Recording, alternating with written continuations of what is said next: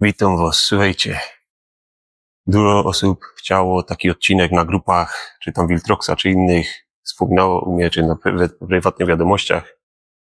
Wspominało mi o takim temacie, na temat historii mojej fotografii, tego, czemu akurat pracuję na sprzęcie Sony, jakie miałem poprzednie aparaty, jak to się u mnie zaczęło, jak to wyglądało i dlaczego akurat siedzę w systemie Sony, dlaczego akurat Sony jest dla mnie czymś więcej niż takim zwykłym systemem. No to co? Wyście chcieli, to ja taki film do was nagram, a jestem w takim miejscu jak opuszczone kino w Czeladzi, nie bez przyczyny, nie bez przypadku, przepraszam, bo jednak tutaj się dużo rzeczy zaczęło. Tutaj jak robił sesje portretowe w takim opuszczonym klimacie urbexowym, robię tutaj jedne z pierwszych swoich urbexów z aparatem. Także mam tutaj bardzo fajne wspomnienia z tym miejscem. I co? Lecimy z tematem i zaraz będę wam dalej opowiadał co i jak. Dobra, więc tak. Większość moich znajomych czy osób, które ze mną współpracowały, już dobrze wie, że ja pracuję na systemie Sony. Wy jeszcze tego nie koniecznie musicie wiedzieć. Także ja aktualnie pracuję na systemie Sony. Moim głównym aparatem jest Sony A7 III, bo stwierdziłem, że naprawdę nie potrzebuję nie wiadomo jakich dużo większych bajerów. Całkowicie mi wystarczy do mojej pracy, do tego, co do was robię. A jako mój backup i aparat do nagrywania służy mi Sony A6500. Co do stajni obiektywów, aktualnie większość tych, które używam, to są ze stajni Viltroxa. Jedynie posiadam 35 1.4, to jest obiektyw sam jak 35 1.4 w wersji drugiej, tej odświeżonej już. A tak posiadam Viltroxa 20 mm f2.8 do takich prac, które są właśnie gdzieś tam nieruchomości, krajobraz, architektura, urbexy często tym robię.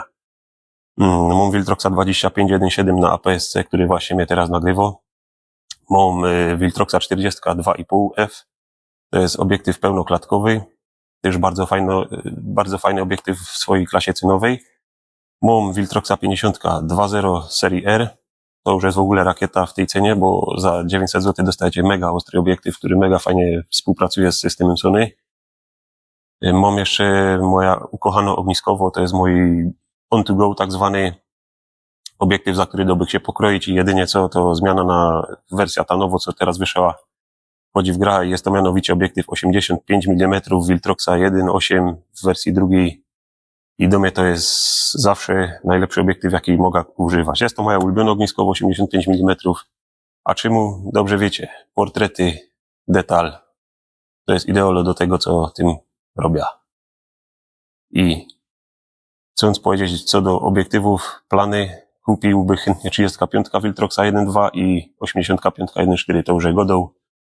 Także to są takie moje cele na ten rok, żeby kupić te dwa obiektywy jeszcze. I teraz kontynuując wątek, czemu Sony akurat u mnie króluje i jak to się zaczęło. Zapoczątkowo jak moja fotografia ogólnie na systemie Canona, od tego muszę zacząć. To były aparaty naprawdę amatorskie i to mnie dużo nauczyło i to też wam radza, że nie potrzebujecie na start nie wiadomo jakiego aparatu. Naprawdę tańszy aparat, tańsza starsza lustrzanka powoduje to, że wy będziecie musieli się nauczyć pewnych schematów. Chodzi mi o takie schematy typu właśnie jak wykorzystać światło, jak wykorzystać to, co macie dostępne z aparatu, a niekoniecznie od razu jakiś wysokiej klasy sprzęt, kiedy dużo rzeczy za was będzie ustawiał, robił i wy wtedy się nie nauczycie koniecznie tego, co trzeba, nie? No i właśnie tak, nauczyłem się na takim gorszym sprzęcie dużo takich rzeczy, które później procentowały, które skutkowały tym, że każda zmiana następnego sprzętu, dołożenie kolejnego obiektywu powodowało, że wiedział jak go wykorzystać, co z nim zrobić i dlaczego chce z tego akurat korzystać, a nie innego obiektywu, nie? Po Canonie miałem tam przygoda krótko z Pentaxem, posiadałem Pentaxa jakiegoś tam też lustrzanka, ale to w ogóle u mnie odpadło po krótkich przedbiegach, bo nie umiałem się z tym systemem zgrać. Więc kupiłem pierwszy swój aparat Sony, był to Sony A6000. I on mi pokazał, że akurat ze Sony złapia ten odpowiedni flow. No i tak to się zaczęło. Później Sony A6100, A7II. Po czym z dziwnych jakichś niewiadomych przyczyn postanowiłem wrócić na chwilę do Canona. Był to Canon RP. Robiłem nim wesela, robiłem nim dużo zleceń. Naprawdę bardzo dużo gdzieś tam moich zdjęć z Canona RP trafiło do magazynów, do gazet, do jakichś konkursów i naprawdę robiłem robota. Ale dlaczego zmieniłem tego Canona z powrotem na Sony? Powód jest prosty. Canon w pełnej klatce na bagnecie RF zamknął wszelakie możliwości na produkcję szkieł producentem trzecim. No i każdy obiektyw, który ja bym chciał rozwijać w systemie Canona, po prostu to była tragedia, jeśli chodzi o kosztach, tak? 35, 85, 50, to wszystko miało takie ceny. Oczywiście mówię o tych wyższych obiektywach, no bo zwykłe jakieś tam 1.8 czy coś, te plastikowe też robiły robota, też dawały rada, ale chcąc rozwijać ten system, niestety koszta by mnie przerosły. Także tak jak godą, głównie z Canona zrezygnowałem ze względu na koszta ogólnie systemu rozwoju w tym systemie, bo były one po prostu zbyt wysokie, tak? I wróciłem do Sony, kupiłem Sony A7 III i aktualnie tak, że już na początku na wstępie, jak bym powiedział, to jest mój aktualnie główny aparat do zdjęć, do pracy, do tego, co do was robię, do tego, co do was leci. W postaci zdjęć oczywiście, bo w postaci filmu leci do was wszystko z A6500. No i ogólnie rzecz biorąc, system Sony jest po prostu systemem tanim, jeśli chodzi o rozwój, tak? Mamy tak maksymalnie, że tak powiem, wyśrubowaną ilość szkieł, ilość producentów produkujących te szkła. Oczywiście to są bardzo dobre szkła. Viltrox, Samyang, Tamron, Sigma, Sirui i mógłbym tak wymieniać. Seven Artisans, TT Artisans. Tych obiektywów po prostu jest multum, tak? Producenci chińscy zaczynają swoja produkcja, wchodzą na rynek, zaczynają od systemu Sony. Producenci gdzieś tam próbują wdrożyć coś innowatorskiego, jeśli chodzi o obiektywy, zaczynają od systemu Sony. Dlatego cały czas godą. Chcecie zacząć przygodę z fotografią, czy już się w niej są, to ten system Sony pozwala na takie optymalne wejście w świat fotografii, bo po prostu koszta nie są jakieś wielkie. Kupcie sobie Sony A6100, A6000, nawet A5100 starszego typu. Czy jakoś pełnoklatka właśnie z typu A7 III, jak już jak nieraz wspominał, teraz idzie kupić używka za 3,5-4 tysiące złotych. Podstała jakoś 50 za 600-700 zł, czy jakieś szyrsze szkło. To jest tak godą. Można wejść w ten świat fotografii dzięki systemowi Sony w bardzo niskim kosztem, jak na dzisiejsze czasy, a robić mega fajną robota. Także to jest główny powód, dlaczego siedzę w systemie Sony.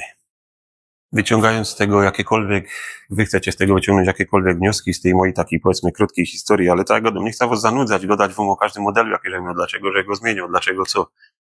Zmiany u mnie były po prostu jakby wymuszane chęcią dalszego rozwoju i, że tak powiem, czegoś, nie na zasadzie kupię sobie nowy aparat, bo mam taki kaprys, tylko kupię sobie nowy aparat, bo w tym poprzednim czegoś mi zaczęło brakować, tak? Dlatego teraz siedzę w Sony A7 III, bo mi aktualnie w nim niczego nie brakuje. Mam genialny autofokus jak na moje rodzaje pracy, bo naprawdę świetny zakres dynamiki, można ratować cienie, można wyciągać, że tak powiem, przepały, wszystko można gdzieś tam po prostu wyciągać, ratować.